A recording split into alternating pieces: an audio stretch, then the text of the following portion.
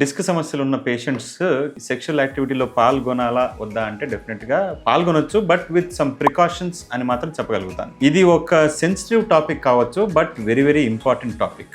So కొన్ని tips ఏంటి అంటే, ఫిజికల్గా ఎప్పుడు కలవచ్చు అంటే అక్యూట్గా నొప్పి ఉన్నప్పుడు, అంటే సడన్గా నొప్పి వచ్చింది, పట్టేసింది, కొంచెం కదలడానికి కూడా ఇబ్బందిగా ఉంది అంటే డెఫినెట్గా వాళ్ళు పెద్దగా ఫిజికల్గా కూడా కలుద్దాం అని మాత్రం వాళ్ళకు కూడా అంత ఆలోచన ఉండకపోవచ్చేమో. కానీ ఎప్పుడైతే వాళ్ళకి డిస్క్ సమస్య ఉంది, కొన్ని మందులు వాడారు తగ్గింది, లేదా ఫిజియోథెరపీ చేశారు తగ్గింది, లేకపోతే చిన్న ఎక్సర్సైజ్ చేశారు తగ్గింది, ఇప్పుడు నొప్పి ఏమీ లేదు, ఒక 2 నెలల ముందు నొప్పి వచ్చింది ఇప్పుడు నొప్పి లేదు, వాళ్ళు యాక్టివ్గా పాల్గొనొచ్చు, ఇబ్బంది ఏమీ లేదు. ఆ పాల్గొంటే ఏమన్నా నొప్పి పెరుగుతుందా అనేది అపోహ. ఇబ్బంది లేదు, డెఫినెట్గా పాల్గొనొచ్చు, ఫిజికల్గా కలవచ్చు, బట్ రెస్ట్రిక్షన్స్ అండ్ ప్రికాషన్స్ అని ఎందుకు అన్నాను అంటే, నొప్పి వచ్చిన తర్వాత తగ్గిన తర్వాత ఈ ఇంత గ్యాప్ వచ్చిన తర్వాత యాక్టివ్గా కంప్లీట్గా అగ్రెసివ్గా కాకుండా definitely there will be a lot of passive positions which will comfort you. So అలాంటివి ప్రయత్నం చేసి, అలాంటివితో స్టార్ట్ చేసి యాక్టివ్గా పాల్గొనొచ్చు.